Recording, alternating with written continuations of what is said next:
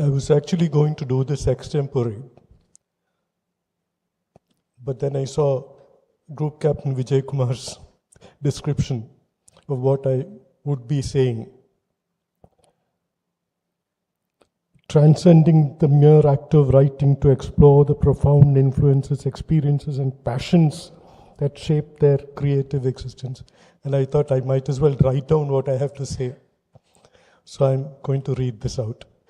And this will not be a very casual thing. Captain Ramchandran, thank you so much for thinking of me for this great honor today. And Group Captain Vijay Kumar, thank you for keeping in touch all these days and welcoming me here. My gratitude to Colors of Glory and the Madras Management Association. My dear friends, thank you all for being here today. When you wake up tomorrow morning, please remember that I was the first to wish you a very happy Vishu and a beautiful Tamil Puthandu. My love and respect to the memory of Mr. Muthaiya. I first met Mr. Muthaiya 47 years ago. He was my teacher first, later became a friend, and was a constant source of inspiration. One of the last events he attended was the launch of my novel, Kipling's Daughter. He was ill and too weak to climb up to the dais. He spoke sitting in a chair below. He said, "I'm not too well, but how can I refuse one of my favorite students?" This is something which I will remember till the end of my days. I remember again his love and his determination to come there despite everything. There was also a time when I began to write a book on Madras. It began as a mission. Whenever I lost my momentum and focused on my other literary work, like a divine reminder, there would be a little nudge from Mr. Muthaiya, either in his columns or he'd bring up the topic when we met. But afterwards I got caught up in other projects and so many other people began to write about Madras. And I gave up this project altogether. I think I was one of the first who called him Mr. Madras in one of my columns. And that is how he was to me, a mentor in so many ways and a master of Madras. So I'm truly honored to be a part of this memorial event. Mr. Muthaiya began as a sign of the times for me. During the last year of my MA in literature, I also joined a journalism course at Bhavans. One of my classmates, Anand Ponaiya, is sitting here with us today. Those days I used to have a diary in which I took down notes. I also used to draw the faces of our lecturers. Some years ago, I saw it lying around, and there was Mr. Muthaiya's face, large and smiling. The much younger face that I knew in 1977. Mr. Muthaiya took our editing class. It was like an omen, because the next year I joined the Madras Law College, and there was a big strike that year against the introduction of the semester system. So in desperation, I applied to the Indian Express and got the job. So there I was in Bombay, in Express Towers, at Nariman Point, a journalist instead of a lawyer. After the Express, I also worked for a film industry paper run by the Producers Association that we revamped and renamed Cinema Today. Things have happened to me and they always made sense later on. And even when they didn't make sense, it felt really good. There are basically two kinds of people. The ones who think we are guided and controlled by some higher force, which we call fate, or fortune, or God. And those who believe that life is a match played between us and the world, and that we can create our own moments and pathways. I belong to a subcategory that believes in the power of the moment, where the past shapes us and thoughts about the future guide us, but we still live in the moment. And sometimes I'm rational and full of myself, and sometimes I feel protected by God or the universe. If there is indeed a powerful force that oversees us, we are still not simply toys of God, but rather instruments of God, or even versions of God. I think that the universe has a pattern, a rhythm, and a music that can guide you if you recognize it and make it a part of your own life. Which is why, when I write a short story or a play or a novel, I may be God or the creator, but I give my characters enough room to maneuver and decide and manage their own stories. The plot is loose enough, the characters are free enough until the point where I reach the end and finish the book. I say this because there have been many instances where my characters saw other paths than what I had plotted for them, and took the story through completely different routes all on their own. After coming back to Madras from Bombay, I started a printing press along with two partners who were older than my father, and then a city magazine along with my wife. She's also sitting here in this hall with us, my life partner and muse, Geeta. There is this thing about journalism. It helps to lay a foundation if you want to become a writer. You work on stories, you interview people and understand their persona. You bring strands of information and opinion together, and then you plot your story, which is what journalism is all about. And so from that time onwards, there was this desire in me to write a novel. During my school days, I had already started a magazine. On a foolscap sheet, I wrote with a pen and I drew pictures and traced out photos. Close relatives were forced to read it, even if they didn't want to buy it. During my early college days, I had already written a novel. I wrote it in 3 notebooks with a fountain pen. It was set in Egypt and it was a murder mystery. I wanted someone to read it and no one would. So I did a really nasty thing. I went to my grandmother and read it out to her. She was in bed and she couldn't leave even if she wanted to. Day after day, chapter after chapter, I sat and read out the whole novel to her. At one time, she had ruled Travancore state. Now here she was, forced to listen to my novel. At the end, she said she liked it. And of course, I believed her wholeheartedly. I don't know where that novel is now, where those 3 notebooks are now. In the mid-90s, I started writing my new novel. There was a small room behind our house, and I'd sit at the computer typing. I wasn't very dedicated though. I only wrote when it was convenient. One night, a thief broke in and made off with my music system and my computer. It was a terrible shock. The computer had about 25% of my novel. When people consoled me, I said that's okay, he's just a fan who wanted to be the first to read my novel. But I was deeply hurt. That incident perked me up. I started writing in earnest. I had some of my handwritten notes. I shut myself up in my room and wrote and wrote. We got a watchman for the house to discourage more fans like that. But this wasn't my first published work. I had a dear friend who worked at Macmillan.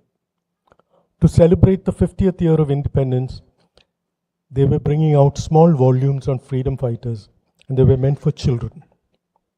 I decided to write on Parshi Raja. My wife's aunt was married into the Parshi royal family was married to a Parshi royal family member, and he arranged an interview with his uncle. That's the patriarch of the family. The Parshi tour and the interview were rounded off with pages and pages of Logan's manual and other British revenue records, which were sent to be my friend Shreekumar Nambiar. The dear friend from Macmillan who gave me the project is also present here with us today, Dr. Mini Krishnan. Where is she? She's sitting. Dr. Mini Krishnan, could you? Yeah, she was there with us. I don't know if she's left now. Okay. Seeing my first published work triggered my enthusiasm, and I completed my first novel. It was called Lament of Mohini. Like most serendipitous things in my life, my friend Chetan Shah introduced me to a wonderful literary agent named Jayapriya Vasudevan, who pitched the book to Penguin. The novel was longlisted for the Crossword Award. They say your first novel generally has a lot of yourself in it. Lament of Mohini was based on a royal family and a Nambudri family. The protagonist worked in a printing press like me. There are so many things you hear about as children. It includes legends and family tales and sheer gossip. My father lived in a joint family in Kilimanur, the same family where Raja Ravi Varma was born. It was a storehouse of stories, some poignant, some funny. Many of them found a place in my novel. But I was in for a few surprises. I had based my descriptions of a Nambudri house and household on a book written by Geeta's great uncle. When I actually visited a similar house for the first time after the book was published, the descriptions were startlingly similar. And then an incident in my novel of a doomed love affair between a Nambudri woman and a royal family member was not just similar, but exactly the same as a true story of a Nambudri's love that I heard long after the book was finished. It was, you cannot enter a Nambudri illam. They say that if it's a Nambudri woman, she goes there as a girl who's married and she comes out after she's dead. She's brought back out after she's dead. Even if she goes to visit the temple or the pond to have a bath, she's swathed in cloth and there's an umbrella which covers her. That's how she goes unseen by anybody. But in this case, there is a performance happening inside the illam or the Nambudri house. And among the invitees is this protagonist, royal family member. And he is here and he gets a headache and he goes out and has a nap in one of the outhouses there. Then he comes back to the house and it has started raining by then. So when the rain grows very heavy, he runs into a bathhouse. And in that bathhouse, he sees this girl swimming. And that's how they first meet. Nobody else knows. There's a rain which covers everything. The performance is going on there. Later, after the book was published, I realized that there was a true story that happened. And this was exactly how it happened. A pond in the Nambudri illam where nobody else could enter. At this point of time, this man goes there, this girl is there, and that's how the love affair begins. So I believe in serendipity, but this was positively weird. Geeta used to tell me that my personality changed when in the thick of writing. If it was a dark story, then God bless. Which is probably why there's so much humor in my work. It's some much needed tension, some much needed relief from the tension in the work. After this, we went to Goa to relax for a while. There we visited the Mahalasa temple. They told us that the deity was also known as Mohini. Since my novel was called Lament of Mohini, I promised the priests there that I would come again sometime with a copy of the book as an offering. So when we visited next, I had my novel with me. When we reached Goa, it was raining heavily, completely in contrast to the sunny Goa we expected. Our cab from the station couldn't make it after a while because the roads were flooded. We needed a larger vehicle. So the driver flagged down an SUV and we got in with our luggage. We'd driven for some time before I realized that there was another couple in the car. They were seated behind, almost unseen, very silent. The driver dropped them somewhere along the way and they got out, silent and brooding. It was a trigger. It gave birth to a new idea. Forced to spend a lot of time in our room because of the rain, I started writing. And this story was about a writer from Chennai, an old story from Portugal, and the new Goan state, an artist and a beautiful girl. Back in Chennai, I asked my historian friend Abraham Irali where I could get material on early Goa. I still remember his reply. Is it a novel, Shreekumar? Then forget those history books. So I read up on basic history, but relied on my imagination for the rest. It was a story that suited its dark, rain-lashed background, a psychological study of a doomed relationship. The novel was longlisted for the first Man Asian Literary Prize. I was also happy with the book much later for another reason. It was converted into a special audio file, with my permission, for the use of blind readers. In any school or college library, there is a long line to get access to books in Braille. An audio format is of great help, but most publishers and authors are wary of permitting this because of the fear of piracy. Maria's Room and my children's book, The Magic Store of Nuchamvu, came out in a format for the blind to read. If my first children's book came out in the late 90s and my first novel was launched along with The New Century in 2000, I had already begun my innings as a playwright in 1986. I entered a British Council one-act play competition with no background or experience except for a bag full of curiosity. The play was called The Dark Lord. It was directed by today's veteran Vinod Anand and featured, among others, a 20-year-old Anita Nair as an 80-year-old woman. The play won second prize. I was so happy and surprised that I didn't write another play for almost a decade. Then came another competition, this time for a full-length play. It was sponsored by the Hindu and the Madras Players.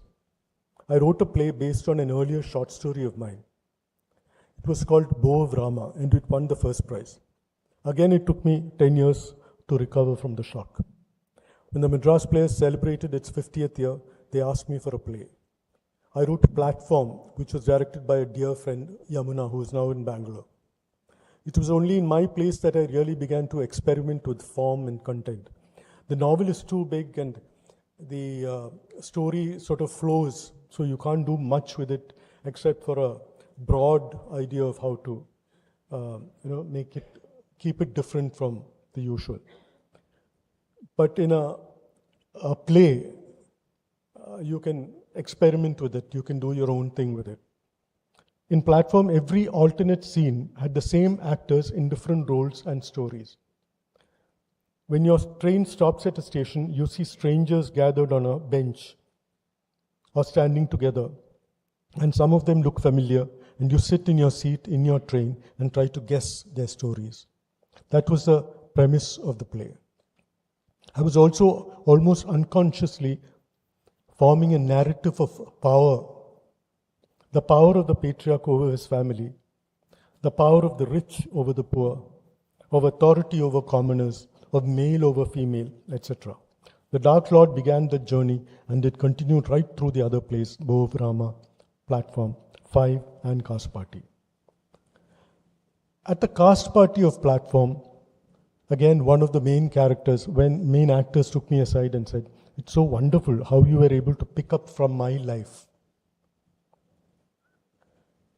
The role that he was doing, that character that he was doing, was almost like a reflection of his own life. That man later went on and became a big actor in Hindi films. He was the alternate hero in a movie called Dev D and all that.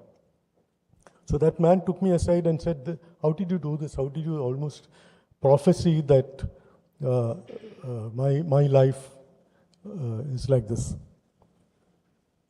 He said the character has so much in common with my own life. I told him that I had no idea who would direct the play, much less who would act that role. Recently, just 2 weeks ago, we had a little reading and a little show of our plays. So we had a reading from my plays, and an actor who is a seasoned performer in Tamil and English theatre told me the same thing. It was again set in a train, inside a train, for some some sort of coincidence. And this actor, the character that this actor played, had so many shades that were so similar to what he did. He was also chosen just for that evening, on the spur of the moment, and got in there. So in my play, Caste Party, there was also a play within a play in the beginning. And again, the toxic power of the aggressive narrative. It also took up the theme of an audience watching problematic relationships on the stage and passing comments on them. You normally, when you see a movie or sit together and watch a movie or a play, and then you discuss what is happening there, such a toxic behavior, such a nasty man, such a terrible woman, and you pass judgment on them without really realizing that you're doing the same thing at home. So maybe your wife is sort of thinking, see, look at him, he's passing judgment on the character, but he's exactly like that. Or the husband may be thinking the same thing about the wife. So this is, in Caste Party, this was one of the things. And the interesting thing is, it was, the backstory is set in the army. The whole thing happens in Wellington, and it is between two army men. And this entire play is a reflection of what happened during that time and how it gets sorted out. Even in Midnight Hotel, which had ghosts and special effects and a lot of humor, the core theme was that of power and subjugation. And in Sisters, which came much later and was directed by Ajit Chitturi, there was an old man in the first scene, and each successive scene took us back to his earlier years. The first scene is set in Mylapore, and there is this old man, and there are two old women, mommies, and they are sisters. The second scene is set in Kerala. The same man, younger, 20 years younger. And the two women there are also sisters. Two women are also sisters, but they are nurses.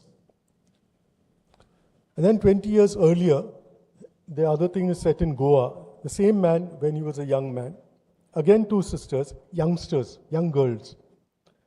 They are sisters, but they are from a convent. So again, they are sisters.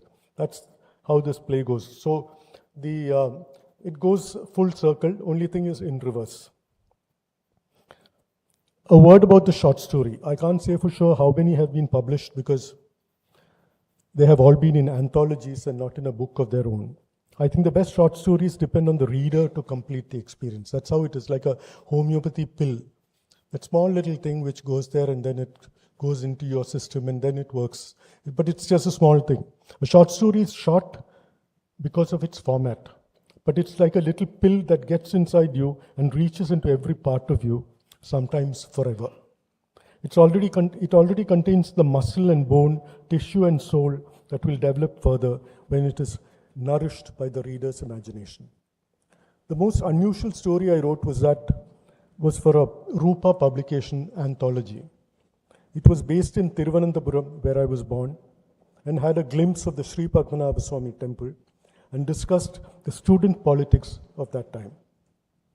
It was unusual because the first part was like a normal short story, and the second part was not only dramatic, but it was in the form of a play. The actual format was also in the form of a play. And now at this moment, right now, I have a novel and a play at hand. A section of the play was read recently. The one I told you about 2 weeks ago, they read from this play also. It has a current period showing the floods in Chennai, and also a flashback to an earlier period showing the emergency and the Naxalites in Kerala, and also a kalari with a martial arts master. The play is called Romya and Paliyat. Paliyat is a place in Kerala, and there's this, the hero is from there, the protagonist is from there. And Romya is a Bengali girl who comes from here to learn kalari. The novel is called Indian Scotch, and I started writing it exactly 20 years ago when I was a writer in residence in Scotland.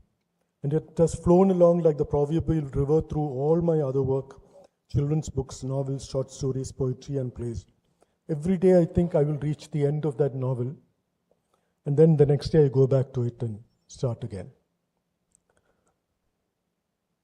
So that is where I rest my case. Thank you so much for having me here again on the precipice of the new year. If you have any questions.